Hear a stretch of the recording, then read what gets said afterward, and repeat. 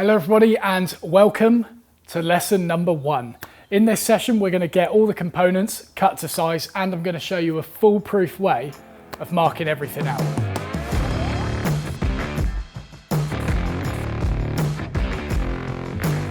Alright, so I've got the material laid out here in front of me. We've got some slightly thicker material which is going to make up the lid.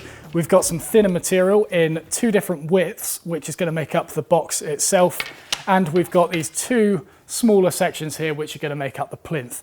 Now for the moment we're only going to focus on the actual box, so we'll put the lid and the plinth component to the side and we'll just focus on the actual box. Now we're going to need a crosscut saw for this. Ideally you could get away with using a rip saw to cut these components to size by cutting across the grain, but a crosscut saw is going to give you a much better finish and it's going to be a cleaner cut when you use this as opposed to a rip saw. I've put a few recommendations in the tool list, so if you haven't downloaded that already, make sure you do so. There's a few suggestions to suit various budgets in there as well. Now to cut these components to size, what we'll be using is this thing. It's called a bench hook. It's nothing more than a bit of flat material such as plywood or MDF or even wood if you fancy it, with a hook on the bottom and some sort of fence on the back. And this allows it to sit up against the side of a bench. You put the material on it and then you can cut to size using the back as a brace. And what I will say at this point is there's going to be a little bit of a mantra throughout this series and in all the subsequent series that follow this. And that is with regards to sizing and marking out timber, because so many people, pardon the pun, saw through this part of the project, and because they just want to get stuck in with the nitty-gritty stuff. They want to make dovetails, they want to glue stuff, they want to actually make the project, and as a result they rush the sizing, they rush the marking out, and what that does is, doesn't matter how accurate you are with a saw or with a chisel, if you're working to inaccurate lines then your work is going to be inaccurate. Make sure to take the time sizing and marking out the material. If anything, spend more time on this than doing the actual cutting, because it is the foundation of all the work that follows. So here I've got the wider part of the box, which is going to make up the short sides. And what I'm going to feel for is just make sure there's no planer snipe on this from when it was machined, which would be sort of a little scoop out the end of the timber, which is a result of it dropping off the infeed bed when planing or spring back when thicknessing. There's all sorts of problems. So just sort of feel the last 200 millimeters of the end and see if you can feel any steps. That all seems to be okay. So what I'm going to do is square a line across the edge of this and cut off all that minging end grain that's been left over from the edge of the rough sawn board. So I get the crosscut saw nice and tight into the edge of the bench hook so we get maximum support, and then I'm going to use some of the tips that I shared in my video how to saw correctly, starting at the back edge, lower the saw. So there we go. Now the top line is established and we can just focus on cutting plumb.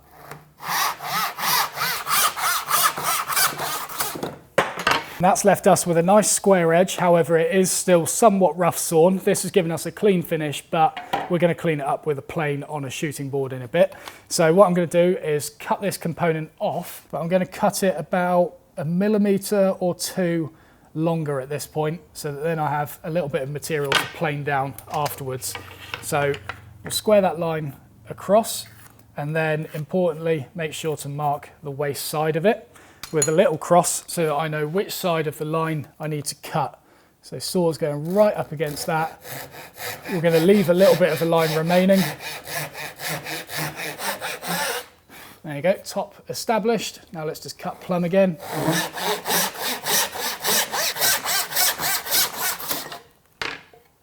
There you go, one component separated, about 2 millimeters oversized roughly, so then we've got a little bit to shoot down afterwards. And then I'll just rub off that little cross mark so as not to confuse myself later on, so it doesn't take much. And then we'll mark out the second component. Once again, 2 millimeters oversized roughly, mark the waist side and then cut that out. All right, and there's the 2 short sides complete. Now we'll do exactly the same for the longer sides. Square a line across the end grain, cut it square, lay out the next component, a couple of millimeters oversized, and mark the waist side with a small cross. Square that across and then cut it on the waist side of that line.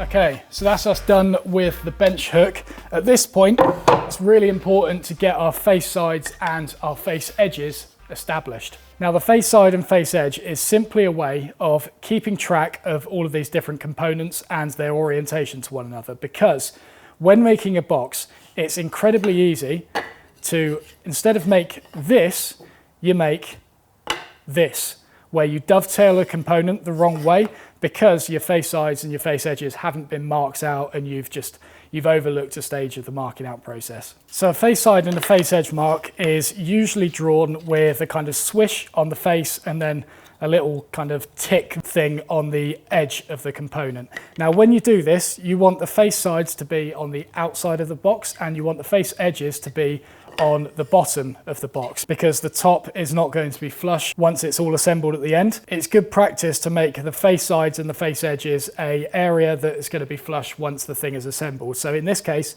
outside edges are going to create a nice 90-degree corner and the bottoms are going to be flush with one another.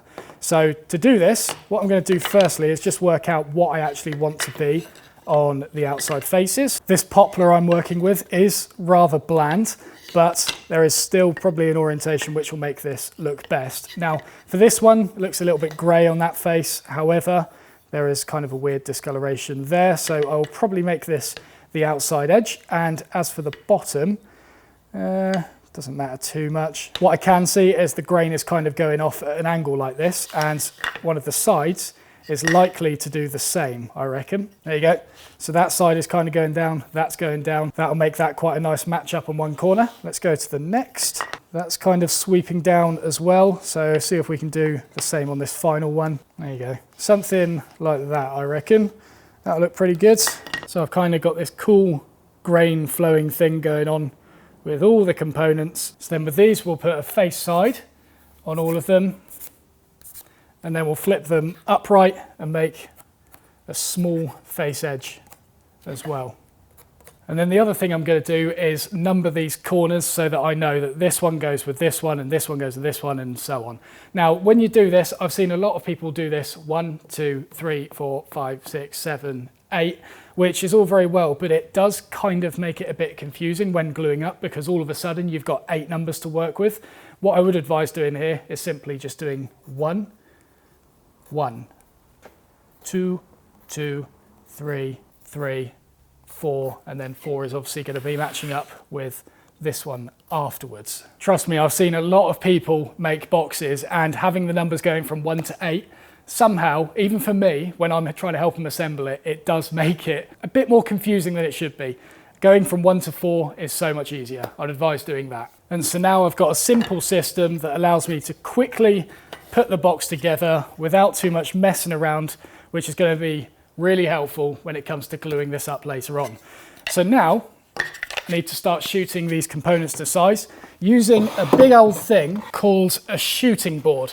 Now this is a very over-engineered version and is something that I made as a project on YouTube. I'll put a link down in the description below so you can look at that. But a shooting board really doesn't have to be this complicated. I have already filmed a video on how to make a very rudimentary shooting board using 2 clamps and 2 scrap pieces of timber and obviously a square to check that it's square. There's also a link to that in the description. Now, when shooting the ends of your components square on a shooting board, what you need to ensure is that you've always got the face edge of this component pressed up against the fence. So if we're doing corner number 1 here, for example, we've got it like that. If we want to do this side, we flip it over like that and then push it against the fence like this. Therefore, the face edge is still there. The reason we do this is if this edge is out of parallel to this edge here, let's say it's going off at an angle like this, if you were to plane number 1 square to this and then you flip it round, and therefore this would be kinked off at an angle like that because this side wouldn't be parallel to the bottom face, then side 2 is going to be made out of square to number 1 or out of square to the bottom of the box, sorry. So always make sure face edge is pressed against it like that, flip it over on end, pressed against it like that, but this time the markings are underneath. So I'm going to start by getting one side of all the components shot square to the face edge, and then once I've done that, we'll start cutting them to length. So we'll go for a nice fine cut here.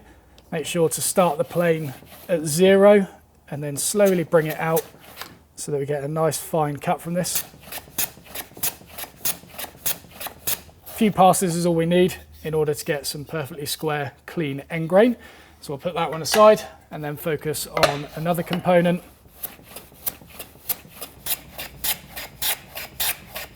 And so now with that end shot square and it's nice and clean, I'm then going to put the final measurement onto this component. So that is now 1 millimeter oversized. We took 1 millimeter off on the shooting board. I'm just going to put a tiny knife mark right there. Very, very small. I don't need to square it across the entire thing because the shooting board will do that for me. So because that mark is now on the underside, because I've flipped it over in order to put the face edge against the fence, I'm just going to have to keep checking it momentarily, or I could just mark it on the other side of the component, but you know, I like to make life difficult.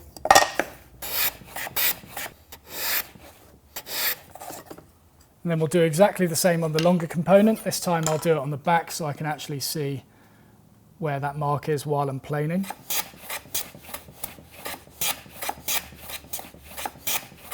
Okay, so we now have one short component and one long component shot to length, and I'm happy that those are, oh, that's the wrong one. I'm happy that these are at the correct dimensions and they're all lovely and clean and everything.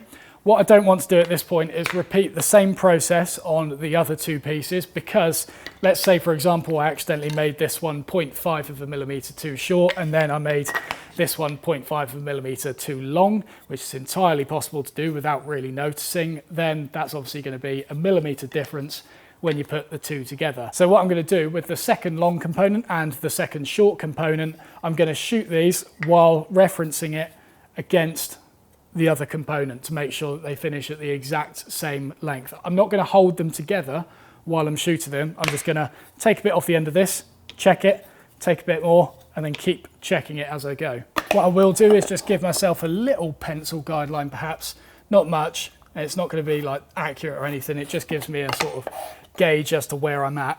So I'll find that face edge, which is there, and then start shooting this down to length. So I'm just approaching the line now. There you go, I've hit it. So let's check it against this component. Maybe just use the flat sole of the plane as my reference. Feel the other side, definitely a bit of a step there still. So keep going. And this is one of those points where it's incredibly easy to say, that'll do. And you just kind of finish it. You know, that feels really close. That's probably about, I don't know, not even half a millimeter off. But just by doing one, maybe even that, that'll probably be enough, to be honest. By taking off small amounts with the shooting plane, need one more.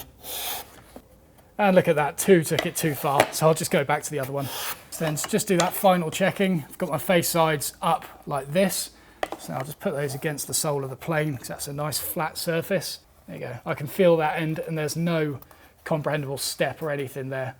It's just completely flat. So that's fine. Those ones are sorted. Same again on the shorter ones. I'll just lay them on top of one another, push them against the sole of the plane.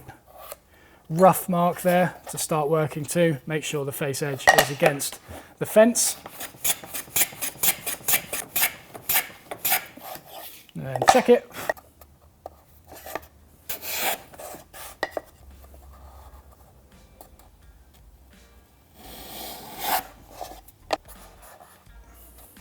Right, and there you go. That is all the components cut and shot to size and ready for the next stage. So just to reiterate what you've learned in this lesson, you have learned the importance of face sides and face edges in order to prevent you from making an S-shaped box. You've also learned how to number the components so it's far easier to assemble later on when you've got the added stress of glue being applied to it. And obviously you've learned how to cut and shoot things to size for superior accuracy. So you are now ready to move on to the next lesson. You can do so by clicking the link below. And if you haven't already, please subscribe to the channel by clicking that big round button there to the left-hand side of this video, and follow me on social media if you haven't already.